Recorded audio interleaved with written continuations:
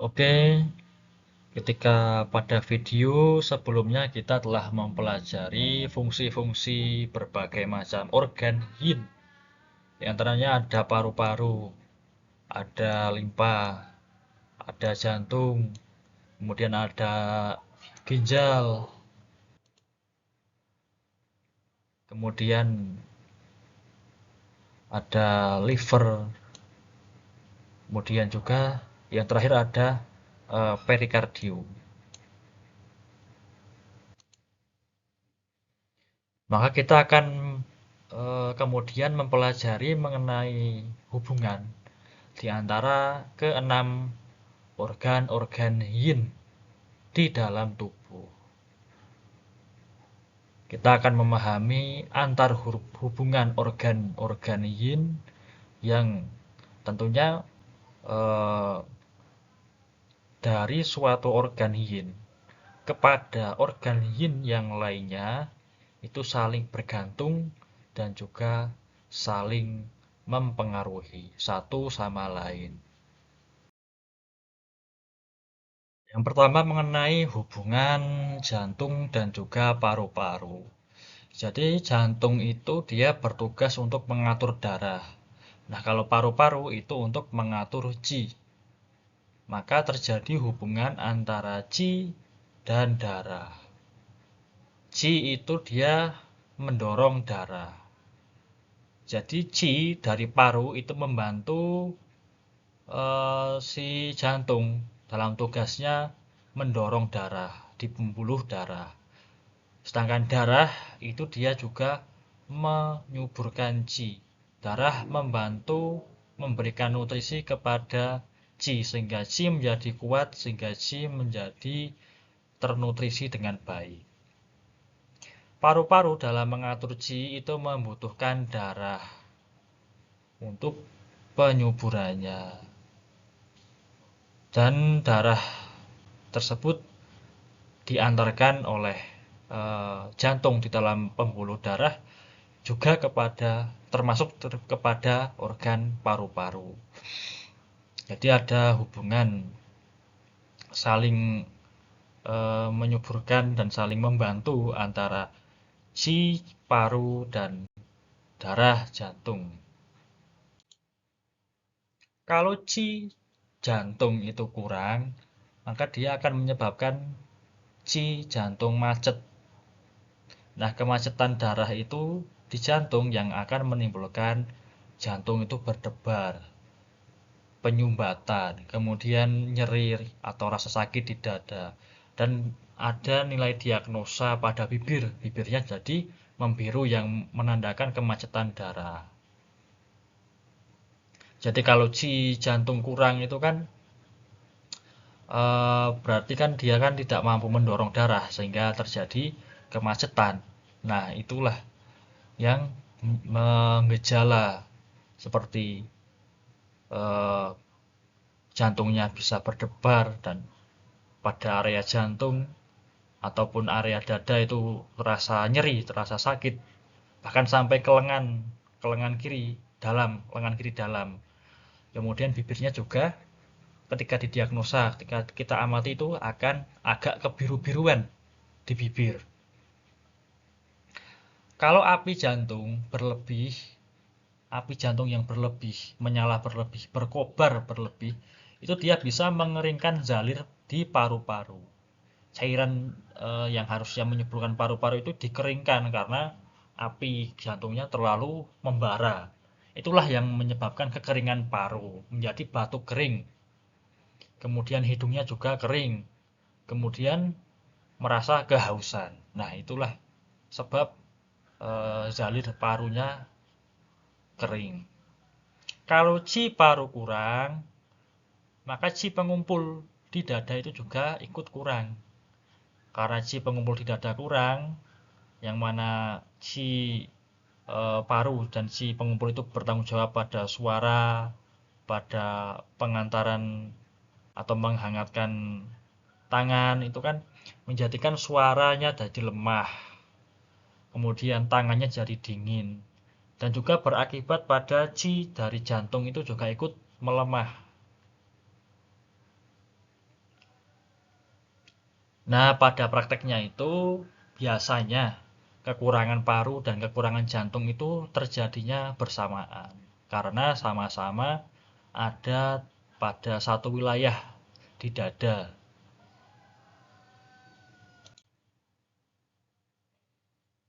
Dari segi emosi, kesedihan, kesedihan yang berlarut-larut, kesedihan yang berkepanjangan, kesedihan yang parah itu juga bisa memakan atau melarutkan ci jantung maupun ci paru-paru.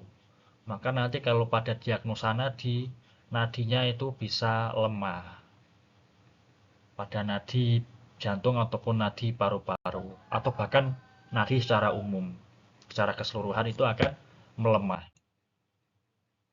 Kemudian hubungan jantung dan hubungannya dengan liver. Jantung dan liver. Sama-sama keduanya kan berhubungan dengan darah. Kalau jantung itu mengatur darah, kalau jantung mengatur darahnya dengan mendorong darah juga dan membentuk darah. Kalau liver itu dengan menyimpan darah dan juga mengatur volumenya pada penyimpanan. Kalau darah jantungnya kurang, itu akan mengganggu fungsi liver di dalam mengatur volume darah. Maka juga akan menimbulkan perasaan pusing. Pusing karena kekurangan darah. Bisa juga menimbulkan mimpi yang berlebihan. Mimpi terlalu banyak, mimpi yang membuat bangun berkali-kali. Bahkan bisa sulit tidur. Nah, kalau kekurangan darah liver itu juga bisa menimbulkan kekurangan darah jantung. Kalau dalam 5 unsur, ibu tidak menyuburkan anak. Dan itu bisa menimbulkan jantungnya jadi berdebar. Kemudian bisa insomnia atau susah tidur. Pada segi mental, pada aspek mental, jantung itu menampung pikiran dan juga vitalitas.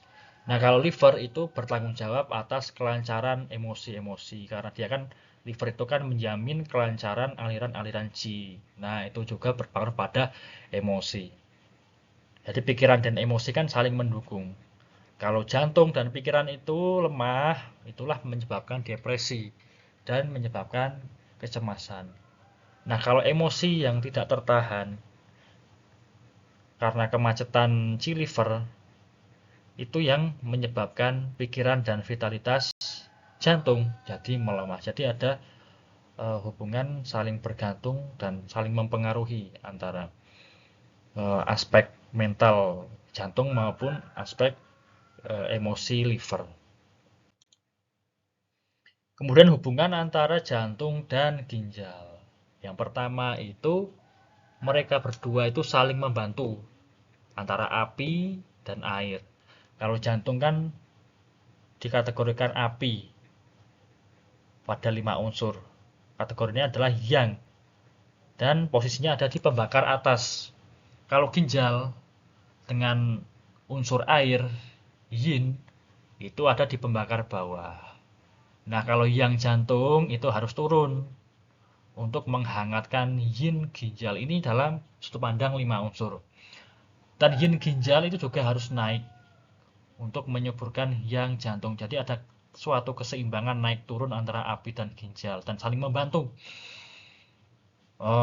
Panasnya jantung itu menghangatkan ginjal, kemudian yinnya ginjal itu harus naik untuk menyuburkan jantung. Kalau yangnya ginjal itu kurang, maka dia akan gagal mengatur air sehingga air tadi membludak naik berlebih ke atas. Itulah yang disebut air menyerang jantung.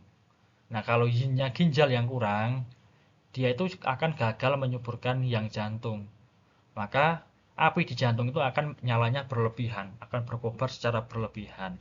Itulah yang menyebabkan gelisah, insomnia, kemudian tulang pipinya jadi merah, keringat di malam hari saat tidur, kemudian lidah itu mengelupas dengan celah di tengah-tengah garis lidah.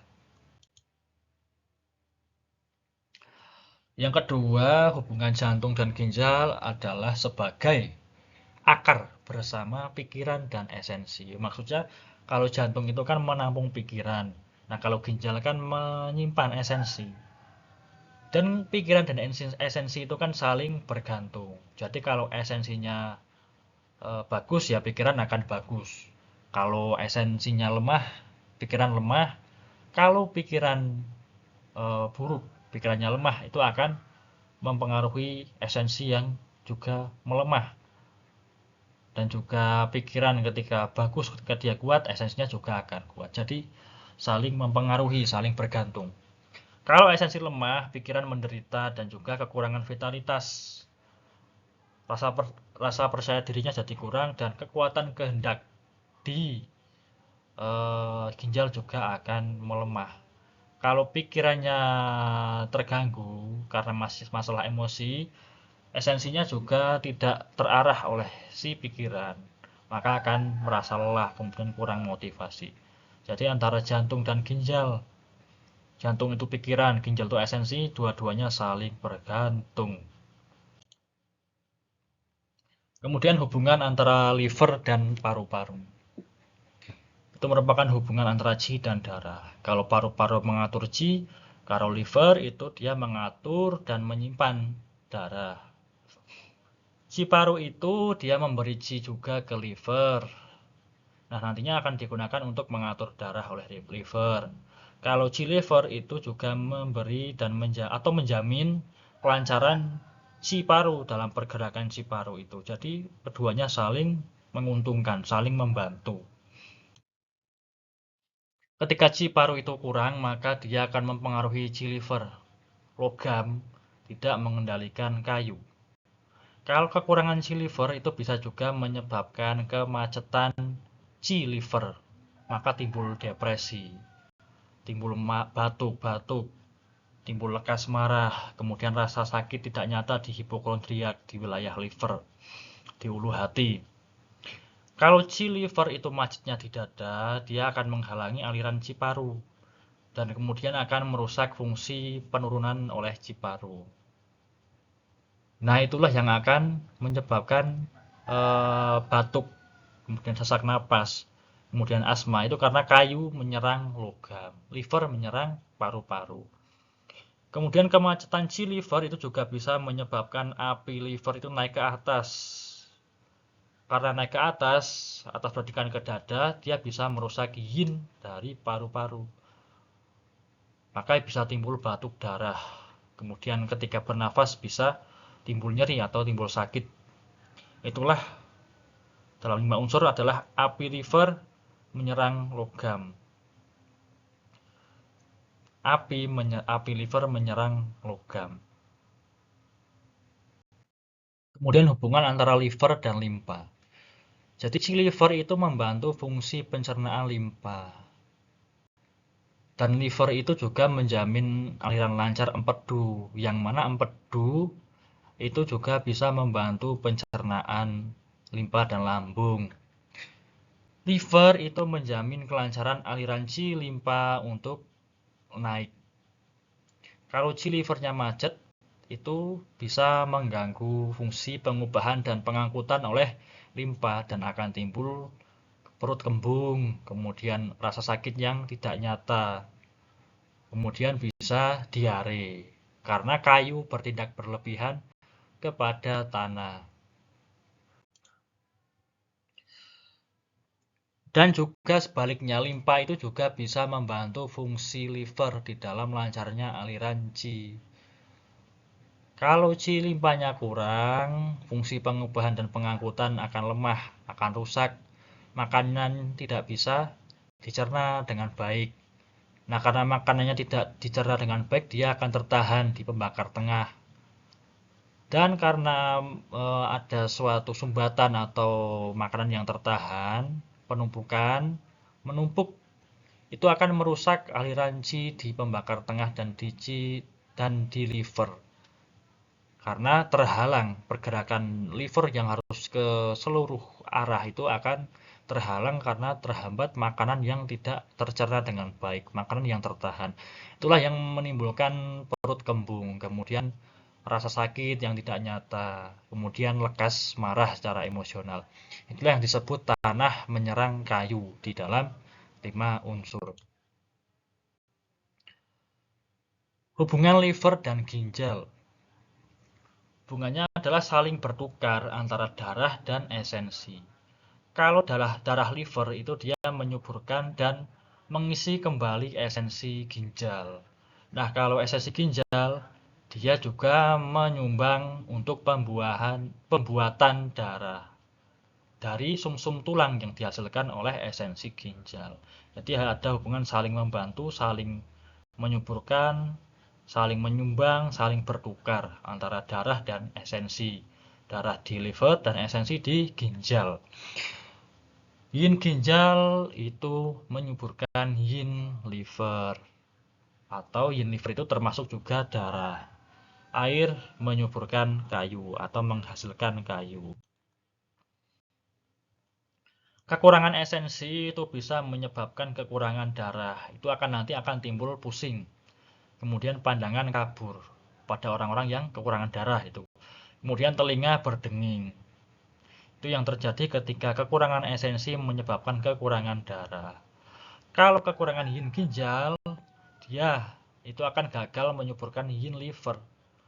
Maka akan menimbulkan aktivitas yang berlebih ataupun penaikan yang livernya jadi naik berlebih ke atas, jadi akan menimbulkan pandangan kabur, kemudian telinganya berdenging, pusing, lekas marah, kemudian sakit atau nyeri kepala. Kalau kekurangan darah liver, dia juga bisa menyebabkan kelemahan dari esensi ginjal yang akan berakibat ketulian.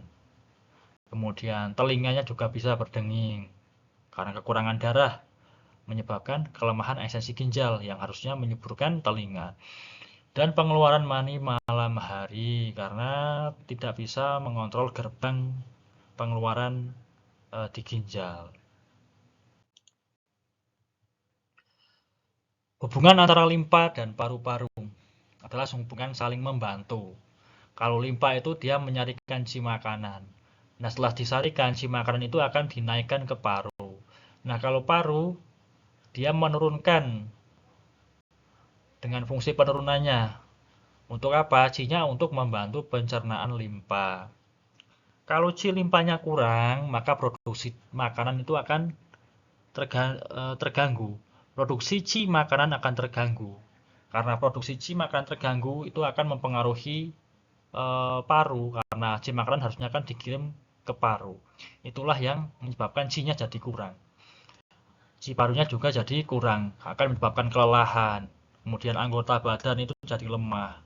Kemudian sesak napas. Dan suaranya juga lemah.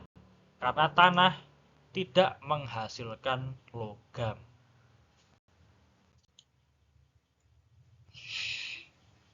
Limpa itu sebagai asal-usul dahak. Kalau paru-paru itu menyimpan dahak. Kalau dahak itu adalah hasil dari gagalnya limpa dalam mengolah zalir atau cairan. Jadi menumpuk, jadi tidak terolah dengan baik si cairannya itu. Nah, kemudian tersimpan di tubuh. Si cairan yang menumpuk, yang tidak terolah dengan baik itu tersimpan di tubuh.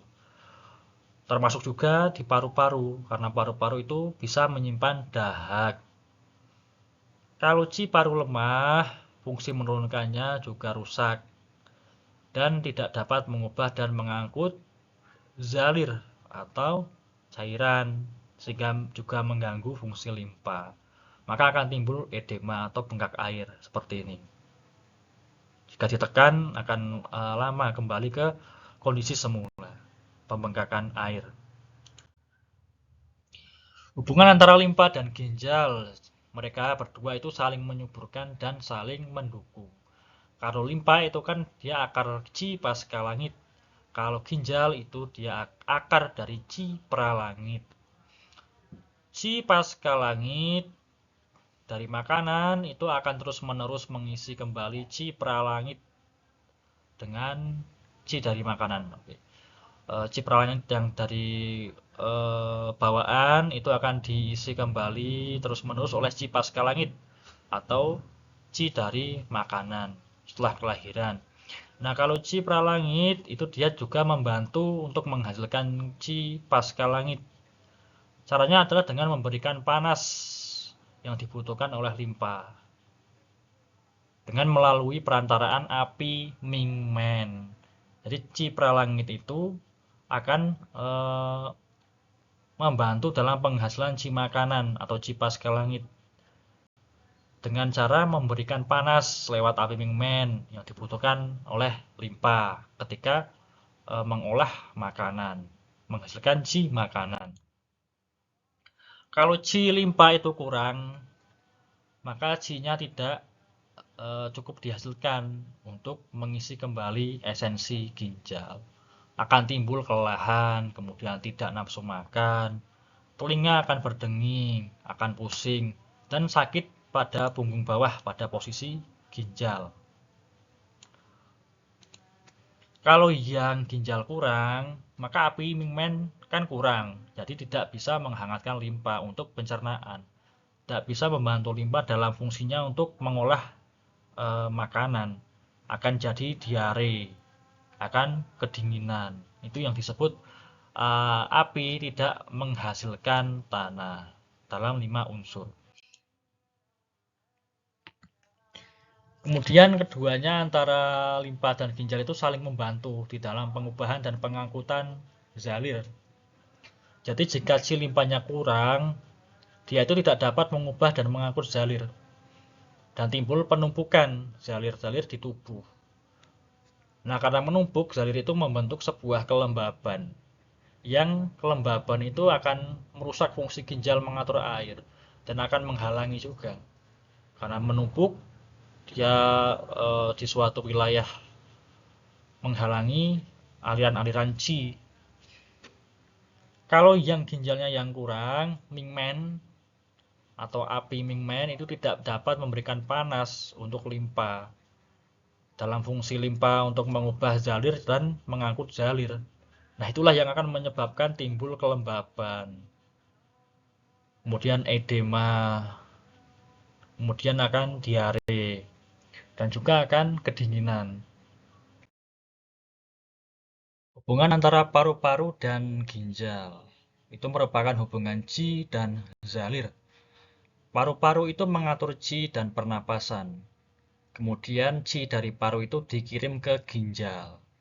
Oleh ginjal ditanggapi dan ditahan supaya tepat qi itu turun.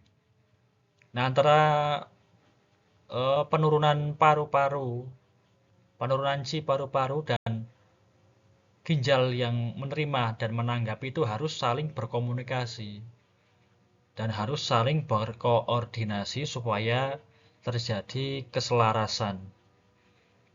Qi pengumpul di dada itu harus ke bawah untuk memperoleh penyuburan dari qi asli di perut bawah. Dan sebaliknya juga, qi asli harus naik ke dada untuk membantu menghasilkan qi dan darah.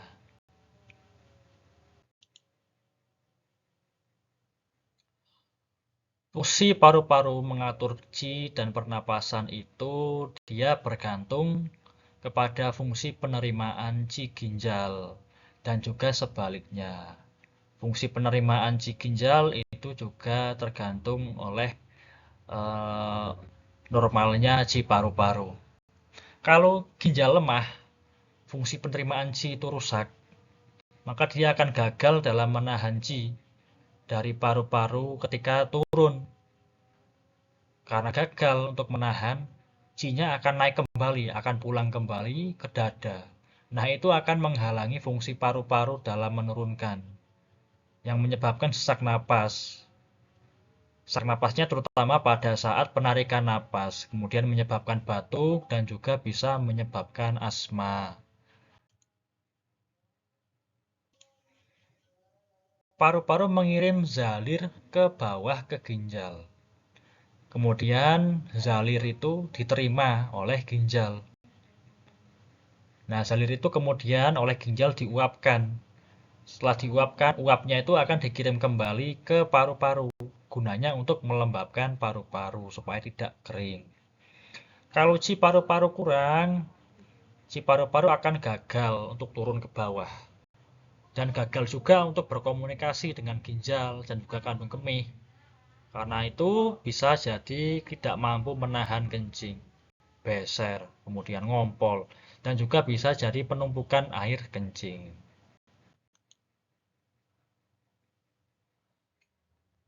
Kalau yang ginjal itu kurang, maka dia tidak bisa mengubah dan mengeluarkan zalir di pembakar bawah.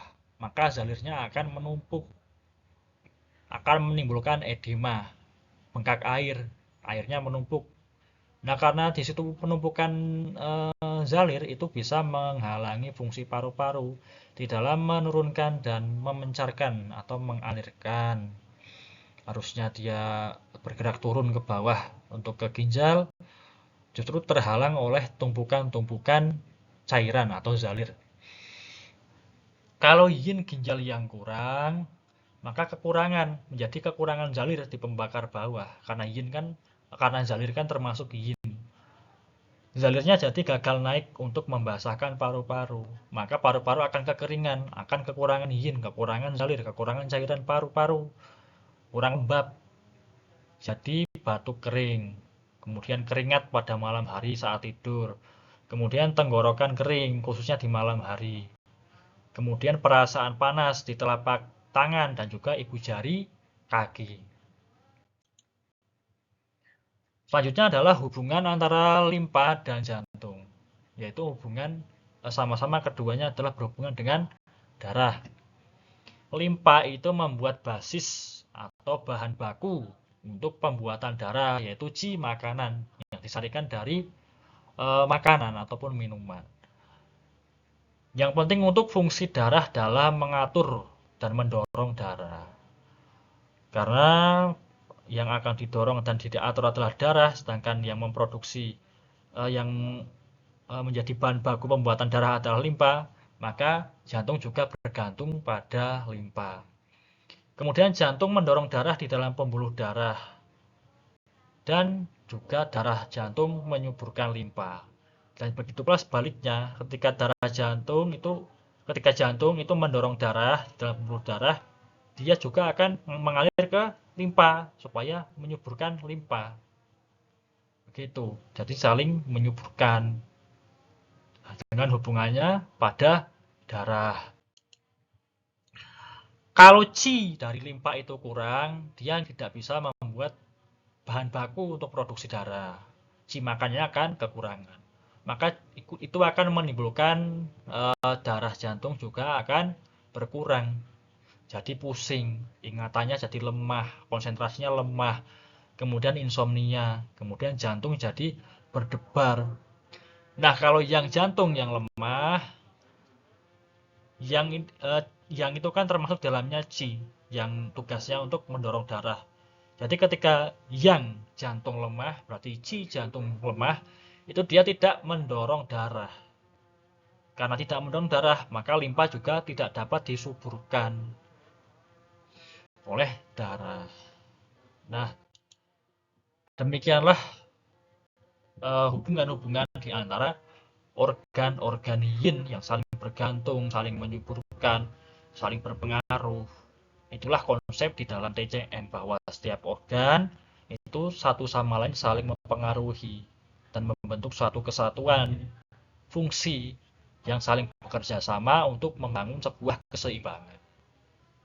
Oke, kita akan lanjutkan pada pembahasan berikutnya mengenai fungsi-fungsi dari organ-organ yang